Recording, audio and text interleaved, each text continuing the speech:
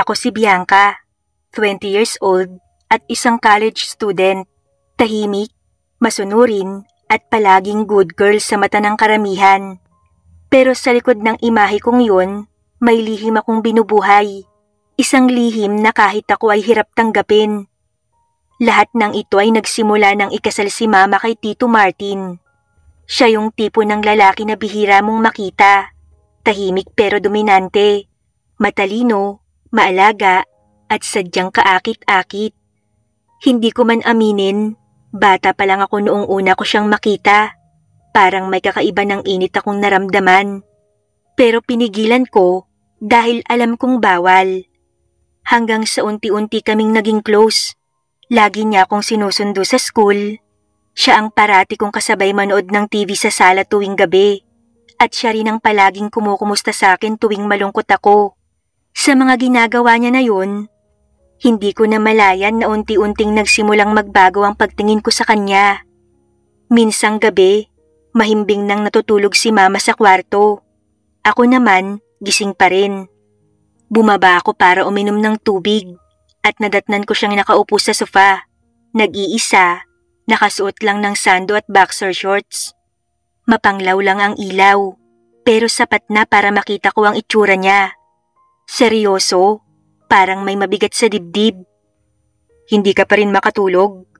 Tanong niya, hindi man lang nagulat sa presensya ko. Umiling ako. Kayo din po yata. Ngumiti siya, pero may ibang laman. Baka pareho tayong may iniisip. Nanuyo ang lalamunan ko. Hindi ko alam kung ano ang ibig niyang sabihin, pero ramdam ko, ako rin yata ang iniisip niya.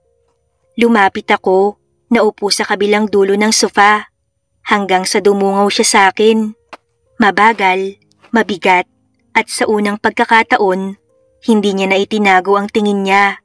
Punong-puno ng pagnanasa, ngunit may pag-aalinlangan.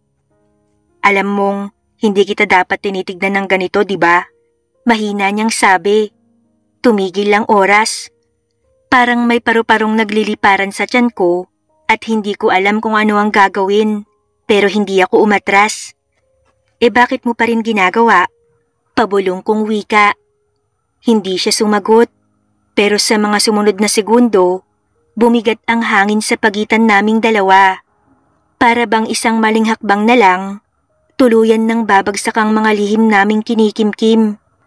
At kahit alam kong mali, bakit parang hindi ko kayang umatras? Simula nung gabing yun sa sala, hindi na naging pareho ang lahat. Hindi man kami nagsalita tungkol sa nangyari. Ramdam kong may binuksan kaming pinto na hindi na pwedeng isara. Sa bawat sulyap niya, may laman. Sa bawat kilos ko, parang sinusukat ko na kung mapapansin niya. At sa bawat sandaling magkasama kami, mas lalo akong natatangay sa isang bagay na alam kong bawal, pero ang hirap labanan.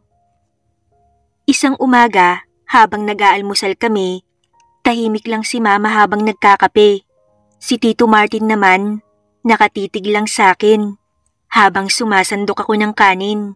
Sa ilalim ng mesa, naramdaman kong dumikit ang tuhod niya sa tuhod ko. Napapitlag ako, pero hindi ako lumayo. Imbes, tinapunan ko siya ng tingin. May ngiti sa kanyang labi, manipis, pero puno ng pangaakit. Hindi kami nagsalita, pero para bang may sariling mundo kami sa mesa na yon, kahit naroon si Mama. Kinagabihan, nasa kwarto ako't nagbabasa ng notes para sa thesis. Maulan sa labas, malamig ang hangin. Naka-shorts lang ako at maluwag na shirt. Nasa kalagitnaan ako ng pagbabasa ng may kumatok. Nang buksan ko ang pinto, si Tito Martin ang bumungad. May gagawin ka pa ba? Tanong niya sa akin. Thesis lang po, sagot ko naman. Gusto mo ng kape? Nagtimpla ako, baka gusto mo rin. Tanong niya sa akin. Siyempre tumango ako. Sige po, sagot ko. Sumama ako sa kanya sa kusina. Sinalinan niya ako ng mainit na kape at naupo sa tabi ko sa maliit na mesa sa sulok. Pagod ka na? Tanong niya sa akin, sabay tingin sa mga mata ko. Oo po, nakaka-stress. Medyo tumango ako. Gusto mong i-massage kita? Alok niya, mahina pero diretso. Napalunok ako at napatingin sa kanya. Sa balikat lang, dagdag niya at halos pabulong. Hindi ako nakasagot agad. Pero sa bandang huli, dahan-dahan akong tumalikod at iniharap sa kanya ang likod ko. Idinampi niya ang palad niya sa balikat ko. Marahang pinisil-pisil. Mainit ang haplos, mabigat. May bigat na hindi lang galing sa katawan, kundi pati sa mga damdaming pilit naming ikinukubli. Ang tigas ng balikat mo, bulong niya sa akin. Baka dahil po siguro sa pagod. Sagot ko at napabuntong hininga. Hindi lang yan pagod. Parang may iniisip ka. Tumigil ang kamay niya. Ramdam ko ang hininga niya sa batok ko. Malapit, masyado nang malapit. Bianca, mahina niyang tawag sa akin. Po, mahina ko ring sagot. Alam mong hindi kita dapat gustuhin, di ba? Lumingon ako sa kanya. Diretso kong tiningnan ng mga mata niya. Pero gusto mo ko, di ba? Hindi ko napigilang tanong. Dahil doon, tumigil si Tito Martin sa ginagawa at hindi na nagsalita pa. Mahaba ang naging katahimikan hanggang sa marahan niyang hinawakan ng pisngi ko. Halos hindi ako huminga sa lapit naming dalawa. At sa isang iglap, sa isang hakbang, baka wala na talagang balikan. Mula ng gabing minasahe niya ang balikat ko, hindi ko na siya matanggal sa isip ko. Sa bawat sandali, parang hinahanap ko ang mga mata niyang dumudungaw sa akin. Parang gusto kong lagi siyang nandyan, kahit pa alam kong delikado. Pero si Mama, walang kaalam-alam. Isang Sabado ng umaga, nag-aya si Mama na mag-grocery. Nagpaiwan si Tito Martin dahil may inaayos daw sa kotse. Ako naman, nagkunwaring may online class para makaiwas. Kaya kaming dalawa ang naiwan sa bahay. Tahimik sa paligid. Tila ba pati hangin ay may dalang lihim. Gutom ka na ba? Tanong ni Tito Martin mula sa kusina. Medyo, sagot ko habang nakaupo sa dining table. Nakatayo siyang nakatalikod sa akin habang nagluluto. Nakashorts siya at manipis na sando. Basa pa ang buhok, kagagaling sa shower. Gusto ko sanang umiwas ng tingin, pero kusa akong natitig. Pakikuha nga ng plato, Bianca.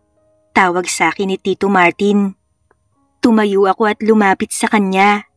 Pagtalikod niya, nagkabanggaan kami. Bahagyang nadikit ang dibdib ko sa likod niya. Napahinto siya, napahinto rin ako. Ramdam ko ang init ng katawan niya sa manipis kong damit. Pareho kaming hindi nakakilos. Hanggang sa marahan niyang inilapit ang mukha niya. Hinarap ako. Ang mga mata niya, diretsyong tumingin sa mga labi ko. At bago pa ako makalayo, dahan-dahan niyang inilapit ang mukha niya. Mainit ang hininga niya, malapit na malapit. Pero biglang tumunog ang phone niya. Tumigil kami at parehong napaatras. Kinuha niya ang phone, si Mama ang nag-text. Napaaga raw siya ng uwi. Sabi niya sabay iwas ng tingin. Napalunok ako. Hindi ko alam kung matatawa ako o matatakot. Dahil kung hindi lang nag-text si Mama, siguradong may mangyayari na ng tuluyan. Pagsapit ng gabi, hindi ako mapakali. Nasa kwarto ako pero hindi ako makatulog. Hanggang sa may kumatok. Bianca, gising ka pa?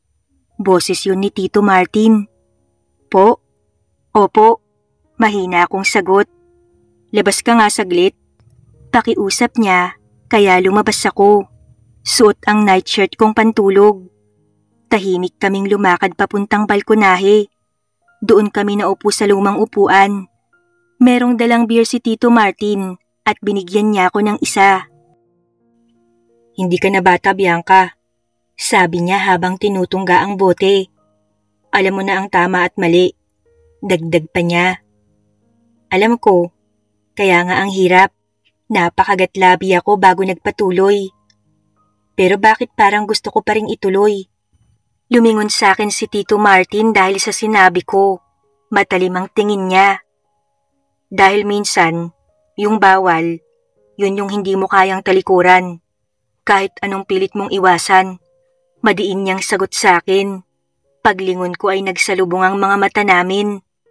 Nasa mata ni Tito Martin ang pinipigil na damdamin na alam kong kahit anong oras ay tuluyan niya ng pakakawalan. Hanggang sa hindi ko na napigilan at dahan-dahan kong inilapit ang muka ko. At sa unang pagkakataon, ibinigay ko sa kanya ang pinakamatamis na halik. Mainit, mapusok, at may dalang panganib. Pero ang sarap sa pakiramdam. Kinabukasan, wala kaming imikan. Parang walang nangyari. Si Mama, gaya ng dati, nag-aasikaso ng agahan, habang si Tito Martin, tahimik lang sa gilid, nagkakape. Ako, hindi makatingin ng diretsyo. Pero sa bawat segundo na magkalapit kami, ramdam kong parang may apoy sa pagitan naming dalawa. Lihim, pero matindi. Parang sinindihan naming apoy na kahit anong gawin namin ay hindi matupok. Kinagabihan, hindi ako mapakali.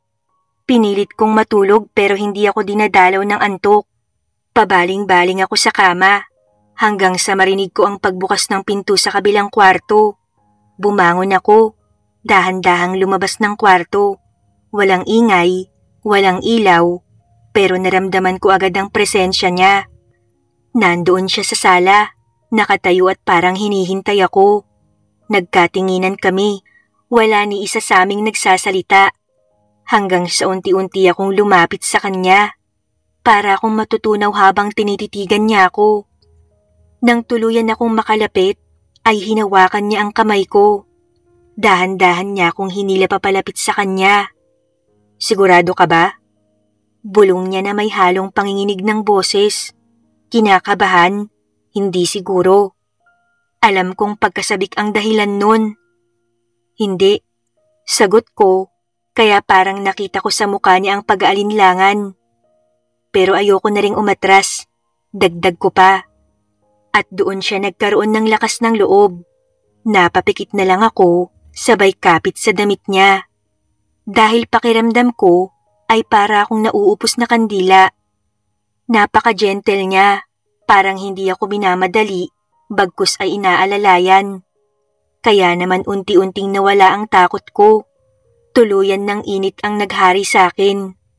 At sa gabing yon, sa katahimikan ng bahay, habang tulog si Mama sa kwarto, nagpasya kaming ituloy ang isang kasalanang matagal na naming tinatago. Lihim namin ni Tito Martin na sana ay manatili na lang na lihim. Pagkagising ko kinabukasan, may kirot sa katawan ko, pero mas malakas ang tibok ng puso ko. Hindi dahil sa pagsisisi, kundi dahil sa takot. Takot na mahuli kami ni Mama. Takot na matapos ang lahat. Pero higit sa lahat, takot na mahalin siya ng sobra-sobra. Si Tito Martin, tila ba walang nagbago. Suot ang polo niya habang nag-aalmusal, pero habang dumadaan ako sa likod niya, hinawakan niya ang kamay ko sa ilalim ng mesa. Sandali lang. Pero sapat para malaman kong hindi lang yun isang gabi ng pagkakamali. Tila sinasabing, humanda pa ako sa mga susunod na araw. Ilang araw na mula nung gabing yun, akala ko kaya kong maging normal ulit. Pero hindi, mas lalo lang lumala. Bawat pagkakataong magkalapit kami ni Tito Martin, parang may kuryenteng dumadaloy sa balat ko. Isang sulyap lang niya, nanginginig ako. Isang hawak lang niya, nawawala lahat ng guilt na sinusubukan kong itanim sa sarili ko. Pero sa tuwing makikita ko si Mama, bigla akong tinutubuan ng konsensya. Anak, parang ang tahimik mo ngayon ah. Puna ni Mama habang naglalagay ng ulam sa plato ko. Pagod lang po sa school. Palusot ko naman. Napatingin ako kay Tito Martin. Tahimik lang siya. Pero sa ilalim ng mesa, hinawakan na naman niya ang kamay ko. At sa loob ng ilang segundo, naramdaman kong parang wala si Mama sa harap namin. Kami lang ang naroon. Isang mundo na kami lang ang nakakaalam. Kinagabihan, tumambay ako sa teres para magpahangin. Madilim dahil hindi ko binuksan ang ilaw. Maya-maya ay sumunod si Tito Martin. Nasa kwarto na raw si Mama at maaga raw papasok bukas. Hindi ka pa natutulog? Tanong ni Tito Martin, lumapit sa akin habang may hawak na sigarilyo. Hindi pa ako inaantok. Sagot ko sa kanya. Pero ang totoo, namimiss ko siya. Gusto ko siyang makasama buong gabi at maramdaman ang pagmamahal niya. Maya-maya ay tumabi siya sa akin. Pinakiramdaman namin ang isa't isa. Hanggang sa bigla niyang idikit ang palad niya sa hita ko. Agad na may init na gumuhit sa akin. Ngunit sa kabila nun, merong pag-aalinlangan. Teka, dito talaga tayo? Bulong kong kinakabahan. Ayaw mo ba? Seryosong tanong niya. Hindi ako nakasagot. Sabihin mo lang, Bianca. Ikaw lang ang magsasabi kung ititigil na natin. Hinawakan ko ang kamay niya. Hindi. Huwag kang tumigil. Halos pabulong kong sagot. Kaya naman dun mismo ay wala nang nakapigil sa amin. Sa sumunod na linggo, hindi na kami nakatiis. Tuwing tanghali kapag umaalis si Mama papuntang opisina, naiiwan kaming dalawa. At doon, sa mismong bahay namin, sa mismong kwarto nila, ginagawa namin ang bagay na yun. Doon namin nagagawa ang mga bagay ng mas malaya. Doon sumasabog ang lahat ng damdaming hindi na namin kayang pigilan. Isang araw, kakatapos lang namin na magtampisaw. Nakahiga ako sa tabi niya. Paano kung malaman ni Mama? Tanong ko habang nakapatong ang ulo ko sa dibdib niya. Hindi niya malalaman. Sagot niya, sabay halik sa noo ko. Kailangan lang nating mag-ingat. Pero hindi ko mapigilang mapansin sa mga huling araw. Parang nagiging mapagmatsyag si Mama. Parang may kutob na siya. Madalas niya akong tinititigan at minsan bigla siyang bumabalik ng wala sa oras. Kaya naman hindi ko maiwasang matakot. Isang maling hakbang lang, isang maling galaw, at pwedeng tuluyang masira ang lahat. Lunes ng hapon, maulan, sa isip ko hindi uuwi agad si Mama dahil alam kong may overtime siya. Kaya nang marinig kong sumara ang gate, hindi ako kinabahan. Nasa kwarto kami ni Tito Martin, kapwa pagod at hinihingal. Hindi ako magsasawa sa'yo. Bulong niya at kung ano-ano pang mga salita. Ewan ko, pero gustong gusto ko kapag ganun siya kung magsalita sa akin. Ibang-iba sa pakiramdam. Iyong-iyo lang ako, sagot ko naman. Pero bigla ay pabalabag na bumukas ang pinto. Nagkatinginan kami ni Tito Martin. Si Mama, halos pasigaw kong bulong. Mabilis kaming tumayo. Mabilis akong nagsuot ng damit. Siya naman ay nagmamadaling nagsuot ng boxer at shirt. Halos hindi kami makahinga habang inaayos ang kama. At binubuksan ang bintana para mawala ang amoy ng pawis at kasalanan. Pagbukas ni Mama ng pinto ng kwarto niya, nandoon kami, nakaupo sa gilid ng kama, kunwaring nag-uusap tungkol sa school. Anong ginagawa niyo rito? Tanong ni Mama, may halong kaba at pagtataka sa mukha niya. Nagkatinginan kami ni Tito Martin. Pinapatulong ko lang si Tito sa research ko. Sagot ko at pilit ngumiti. Tahimik lang si Mama hanggang sa tumango ito. Pero alam naming hindi siya naniwala. Dahil simula noon, tila ba nag-iba ang kilos niya. Mas naging bantay sarado siya. Madaming tanong, parang inaamoy kung may sunog. Kahit papilit na naming pinapatay ang apoy. Kinagabihan, nagsalita si Tito Martin habang nakatayo kami sa labas ng bahay. Bianca, hindi tayo pwedeng maging kampante. Wika nito. Alam ko, pero hindi ko kayang ihinto to. Ayaw ko, Tito Martin. Nag-aalala kong sagot. Ganito talaga pag nalubog ka sa putikan. Mahihirapan ka ng umahon. At kahit makaahon ka pa, mahirap pa ring linisin ang kumapit na sa katawan mo. Parang kasalanan. Hinawakan niya ang muka ko. Ayokong mawala ka, pero ayokong masira ang buhay mo. Umiling ako, dahil sa totoo lang, handa akong masira para lang sa kanya. Baka sira na to Martin, pabulong kong sabi, ngunit hindi siya sumagot. Pero doon ko na-realize, matapos yun, ay unti-unti nang nasira ang lahat sa pagitan namin. Isang linggo na lang, graduation ko na. Dapat masaya ako, dapat excited. Pero bawat araw, para akong nakatuntong sa manipis na yelo. Isang maling hakbang lang, babagsak ang lahat. Simula nung muntik na kaming mahuli ni Mama, halos hindi na kami nagkikita ni Tito Martin ng matagal. Wala nang mga yakapan sa sala, wala na ring pasimpleng haplos. Pero tuwing nagkakasalubong ang mga mata namin, alam kong pareho pa rin kaming nauuhaw. Isang gabi, habang natutulog si Mama, tinext ako ni Tito.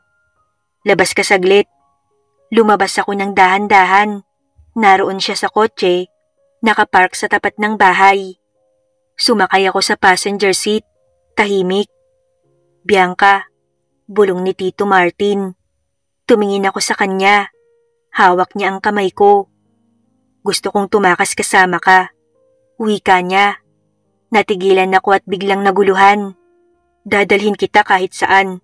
Ayoko na ng ganito. Gusto kong maging totoo to. Gusto ko akin ka. Pumikit ako, pilit pinipigilan ng luhang gustong kumawala. Pero paano si Mama? Tanong ko. Alam kong mali, pero mas masakit ang hindi ka makasama. Hindi ko alam kung ano ang sasabihin. Gusto kong sabihin na oo, nasasama ako. Pero bago pa ako makasagot, biglang bumukas ang ilaw sa teres. Si Mama. Nakatayo siya ron, nakapamewang. Nanlilisik ang mga mata habang nakatingin sa loob ng kotse. Unti-unti siyang lumapit. Bumaba kayo ngayon din. Malamig niyang utos. Napalunok ako habang nanginginig na binuksan ng pinto. Si Tito Martin naman, nanatiling tahimik, pero kita sa muka ang kaba. Pagkababa namin, lumapit si Mama. Tumigil sa harap ni Tito Martin. Hanggang sa isang malakas na sampal, ang umalingaw-ngaw sa katahimikan ng gabi. Kumunot ang noo ni Tito Martin, pero hindi siya gumanti ng tingin. Tinanggap niya yon. Anong klaseng hayop ka? Pinagkatiwalaan ka namin, tapos ito ang ibabalik mo sa amin? Singhal ni Mama, nanginginig ang boses. Mama, napaiyak ako. Pero isang masamang tingin ang ibinigay sa akin ni Mama. Pumasok ka ngayon din. Mariin niyang utos sa akin. Hindi ako kumilos. Hindi naman kumibo si Tito Martin. Pero sa huli, pinili ko ang pumasok sa bahay at si Tito Martin naiwan sa labas. Sa kwarto, tahimik ako habang nakaupo sa gilid ng kama. Namumugto ang mga mata dahil sa pag-iyak. Maya-maya ay biglang bumukas ang pinto. Pumasok si Mama, mariin ang hakbang.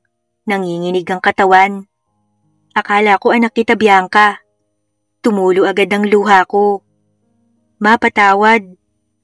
Patawad? Putol ni Mama sa anumang sasabihin ko. Matalimang boses. Akala mo ba matinong tao si Martin? Akala mo mahal ka niya. Niloko ka lang niya. Niloko niya tayo. Lumapit si Mama. Nanginginig ang kamay habang tinuturo ako. At ikaw naman, Bianca. Ikaw, uto-uto. Naniwala ka sa kanya. Pumayag kang gamitin ka. Napakasakit ng mga binitawan niyang salita. Hindi ko to pinlano, Ma. Minahal ko siya. Umiiyak kong paliwanag. Kalokohan yan, Bianca. Anong klaseng pagmamahal yan, ha? Hindi ako nakasagot.